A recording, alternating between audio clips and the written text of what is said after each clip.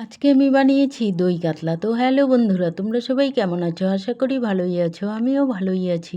তো প্রথমে আমি মাছগুলোকে ভালোভাবে ধুয়ে নিয়েছি, তারপর ওর মধ্যে নুন হলুদ দিয়ে দিলাম, দিয়ে মাছগুলোকে মেখে নিয়েছি। তারপর ওভেনের উপর কড়াই বসিয়ে দিয়ে কড়াইয়ের মধ্যে সর্ষের তেল দিয়ে দিলাম। তেলটা গরম হয়ে গেলে মাছগুলোকে দিয়ে দিলাম কড়াইয়ের মধ্যে। আর ওদিকে আমি মশলা করে নিয়েছি আদা, কাঁচা লঙ্কা আর পেঁয়াজ। মাছগুলো ভাজা হয়ে গেলে নামিয়ে নিলাম। তারপর ওই তেলের মধ্যেই ফোড়নে দিয়ে দিলাম শুকনো লঙ্কা, গোটা গরম মশলা, জিরে আর তেজপাতা।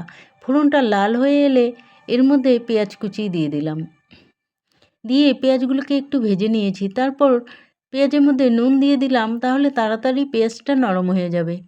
নুন দিয়ে বেশ কিছুক্ষণ সময় ভেজে নিয়েছি। তারপর এর মধ্যে দিয়ে দিলাম পরিমাণ মতো হলুদ, দিয়ে আবারও কিছু সময় একটু নেড়েচেড়ে নিয়েছি। তারপর আমি যে মশলাটা করে রেখেছিলাম মশলাটাকে দিয়ে দিলাম।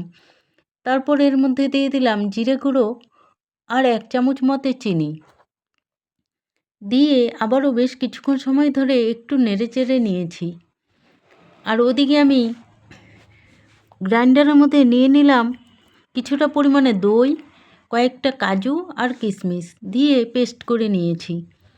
তারপর এদিকে আমার মশলাটা ভাজা হয়ে গেলে এর মধ্যে এই পেস্টটাকে দিয়ে দিলাম, দিয়ে আবারও বেশ কিছু সময় ধরে এটাকে নেড়েচেড়ে নিয়েছি। তারপর এর মধ্যে অল্প পরিমাণে জল দিয়ে দিলাম, দিয়ে কিছু সময় একটু রান্না করে নিয়ে এর মধ্যে মাছগুলোকে দিয়ে দিলাম। মাছগুলো দিয়ে আবারও বেশ কিছুক্ষণ সময় ধরে রান্না করে নিয়েছি। রান্নাটি হয়ে এলে এর মধ্যে গরম মশলার গুঁড়ো ছড়িয়ে রান্নাটিকে নামিয়ে নেব। তো আমার রেসিপিটা তোমাদের কেমন লাগলো? যদি ভালো লাগে তাহলে লাইক, কমেন্ট, শেয়ার এবং চ্যানেলটিকে সাবস্ক্রাইব করে দিও। দেখো দেখতে কত সুন্দর হয়েছে, খেতেও কিন্তু দারুণ হয়েছিল। তো পরের দিন দেখা হবে অন্য কোনো ভিডিও নিয়ে। ততক্ষণের জন্য টাটা, সবাই ভালো